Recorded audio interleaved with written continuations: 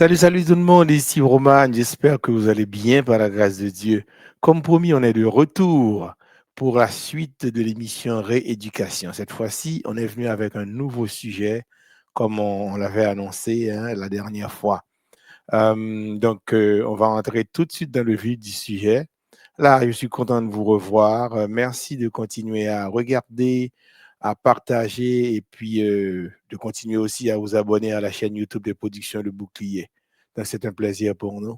Alors, entrons dans le vif du sujet. Les productions Le Bouclier présentent Rééducation. Rééducation est une émission qui se veut spirituelle, sociale et musicale. C'est un espace où certains concepts depuis longtemps établis seront remis en question. C'est un espace où la parole de Dieu a la priorité absolue sur les traditions, les interprétations et l'incrédulité. Merci pour vos prières sincères. Nous vous aimons, mais Dieu vous aime encore plus. Maranatha, Maranatha.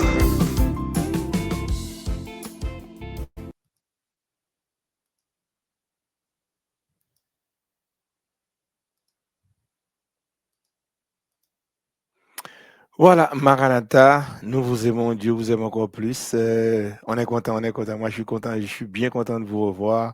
Nous comptons pile pour nous commencer un nouveau sujet, ça. Avec vous-même, c'est le chapitre 2. Alors, on va agrandir un peu. Waouh, nous comptons en pile, en pile, en pile. Alors, qu'est-ce que Dieu a pour vous aujourd'hui? Regarde ça. On va faire quelques rappels et mises en contexte par rapport à la dernière émission. Je veux dire, le dernier sujet en date, c'était la restitution de notre héritage. Vous vous souvenez? Euh, Depuis le début de l'émission Rééducation, Dieu nous a permis de traiter déjà deux sujets. Vous vous souvenez, hein? Dans un premier temps, on a parlé des trois dimensions de l'homme. Le titre du sujet était L'homme vu en 3D. Dans un deuxième temps, on a parlé de l'héritage que Dieu a laissé à l'humanité et que Satan doit nous restituer. Il faut qu'il remette nous. Ça, le point qui va pour lui. Vagabond ça. Le titre du sujet, c'était la restitution de notre héritage. Le nouveau sujet sur lequel Dieu va nous permettre de vous entretenir s'intitule la trichotomie de la confession. Hmm, Gros mot, hein, mais on va expliquer tout ça, la trichotomie de la confession. C'est une étude fondamentale et salutaire. Sa portée, comme celle des deux autres sujets, est divine. Ne pas confesser la seigneurie de Jésus handicape sans nul doute notre entrée au ciel. Nous comprenons ça? Voilà, donc c'était pour quelques rappels. Alors, pour cette étude, la trichotomie de la confession, on a choisi trois textes de base. Nous comprenons ça parce que c'est trichotomie, c'est trois aspects, trois dimensions. Donc, chaque aspect a un texte qui est géré. Chaque aspect sera géré par un texte différent. Le premier texte, c'est Jacques 5, verset 16. Là, on parle de la confession des péchés. Confessez vos péchés les uns aux autres et priez les uns pour les autres, afin que vous soyez guéris. Quand un juste prie, sa prière a une grande efficacité. Ça, c'est la Bible du semeur qui traduit ça, version 2015, BDS. Quand un juste prie, sa prière a une grande efficacité. Ça, c'est dans le cadre de confession de péché. Mais il n'y a pas seulement confession de péché, il y a aussi confession de la seigneurie de Jésus. Romains 10, verset 9, il est dit, si tu confesses de ta bouche le Seigneur Jésus, et si tu crois dans ton cœur que Dieu l'a ressuscité des morts, eh bien, ça va passer, tu seras sauvé. Et nous disons, béni soit le Seigneur. Ça, c'est leur confesser le nom de Jésus, ou dit Jésus est Seigneur à la gloire du Dieu le Père. Le dernier, c'est Jean 4, verset 49-50. C'est la confession de sa foi dans la parole de Dieu. Ou confesser foi dans la parole là, dit les paroles là d'un bagaille, ou quoi là-dedans, ou camper derrière. Ou camper derrière. Jésus dit un bagaille, ou dit moi, même si les hommes disent l'autre bagaille, même c'est ça, Jésus dit, moi, camper derrière. Donc, ou quoi dans la parole là, c'est ta foi dans la parole. Alors, un exemple. L'officier du roi lui dit, Seigneur, descends avant que mon enfant meure. Va, lui dit Jésus, ton fils vit. Et cet homme crut à la parole que Jésus lui avait dite. Vous entendez? Je fais confiance à la parole, bon Dieu. Et mais ça passe. Jésus dit, je aller. Et mais ça passe, je arrivé. Et mais tout le monde est guéri vraiment, tout le monde est vivre. Donc, c'est confession de sa foi dans la parole de Dieu. Prions le Seigneur. Notre Père qui est dans les cieux, nos âmes te louent et te bénissent parce que tu as fait de nous tes enfants. Nous sommes contents d'être de retour pour continuer cette émission Rééducation. Cette fois-ci, on est venu avec un nouveau sujet, la trichotomie de la confession. Merci de nous remplir de ton Saint-Esprit et que ton Saint-Esprit aussi soit avec ceux qui vont regarder cette émission. Nous comptons sur toi plus que tout au monde. Nous te disons merci. À toi, Père, la gloire, la puissance, dès maintenant au siècle des siècles. Amen, amen, amen. Béni soit l'Éternel. Voilà. La trichotomie de la confession. Waouh, sujet, c'est tellement belle. Je suis content de me remettre sujet. Le Saint-Esprit nous dit merci en pile pour travailler ça qu'on fait dans la présentation sujet ça. Alors, on a une intention pédagogique.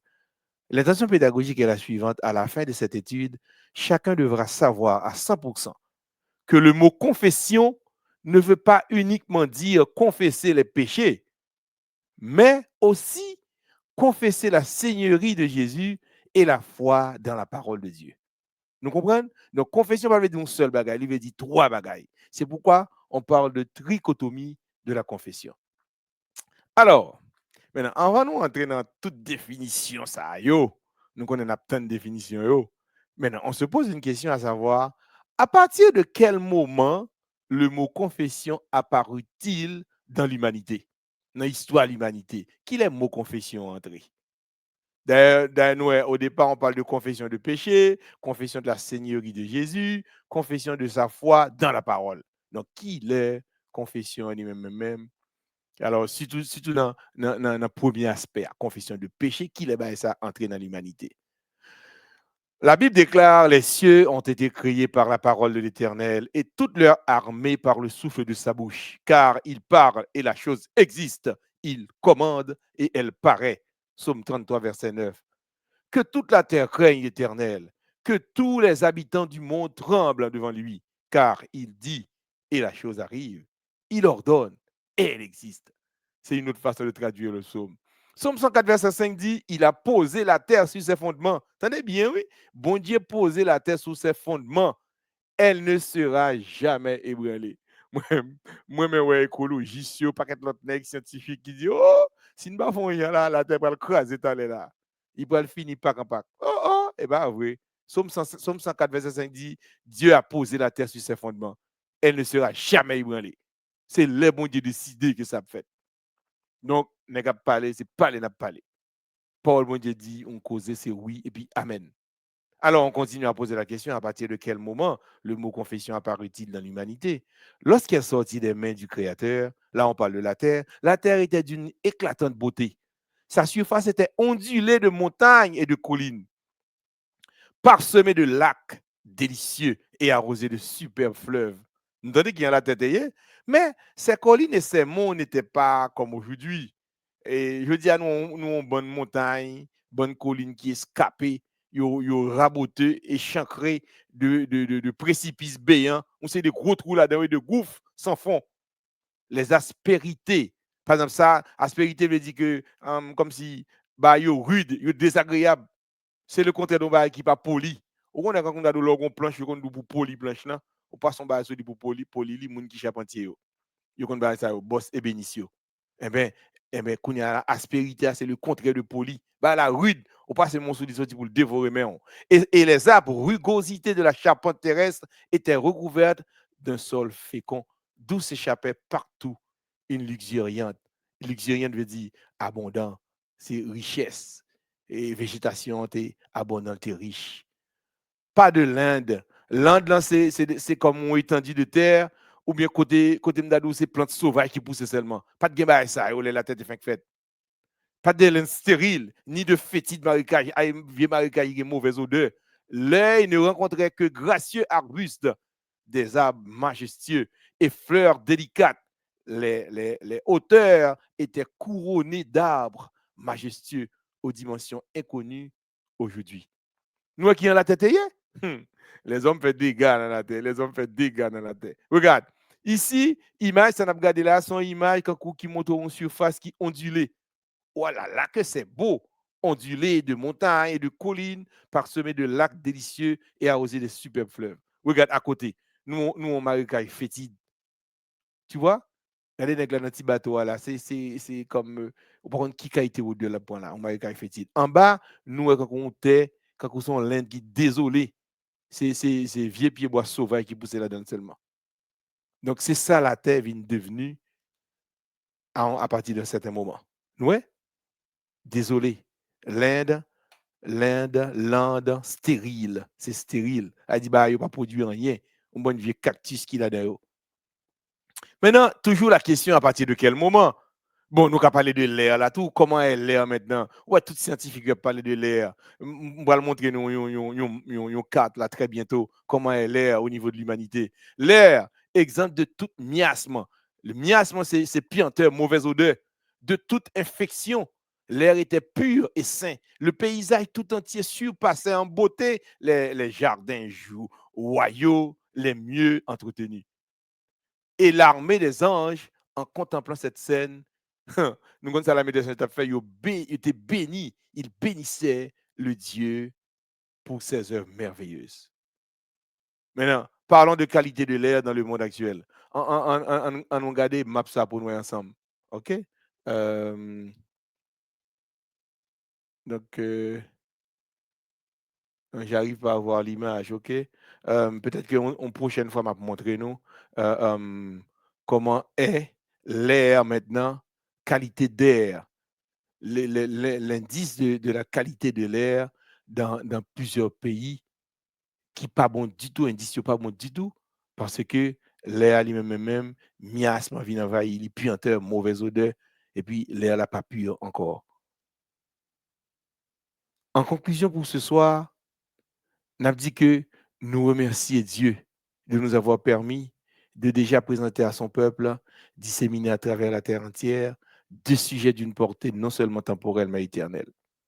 Nous comprenons? Deux sujets me présenter déjà. Maintenant, nous avons commencé à voir dans notre nouveau sujet comment était la terre fraîchement sortie des mains de l'auteur des choses, en parlant de Dieu. Sa surface était ondulée de montagnes et de collines parsemées de lacs délicieux et arrosées de superbes fleuves. Mais les hommes crasaient la terre. Les hommes fait trou dans la terre. Tout côté n'a fouillé, n'a cherché bagarre en terre, cherché l'or, cherché diamant, et puis nous laisser des trous béants dans la terre. Nous sacrifier. Après un certain temps, sous la direction d'Adam, la terre commença à perdre de sa physionomie originale, car le péché et la beauté ne marchent jamais ensemble. Péché avec beauté, pas marcher ensemble. La surface ondulée de montagne se transforma en mont escapé, raboteux, échancré de précipices béants et de gouffres sans fond. Nous craser la terre. L'IQA, l'indice de la qualité de l'air dans le monde actuel, ça fait peur. Ça fait peur aux scientifiques, au point que ces derniers alertent les humains sur l'effondrement prochain de la Terre. Ouais, les scientifiques ont tellement peur, les regardent l'indice qualité d'air, là, ils disent, hey, la Terre va finir très bientôt. Cependant, les prédictions des hommes ne peuvent pas enjamber la parole de Dieu. Non, nous ne sommes pas capables. Car il est dit dans la parole de Dieu, Psaume 104, verset 5, eh bien, il a posé la terre sur ses fondements. Elle ne sera jamais ébranlée jusqu'à ce que mon Dieu décide.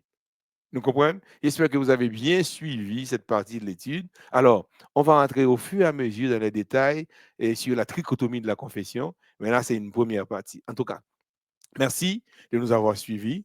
Alors, merci de prendre plaisir à regarder ça aussi. Le rendez-vous, c'est pour la semaine prochaine. D'ici là, je vous dis, même bon Dieu sous vous, Maranatha.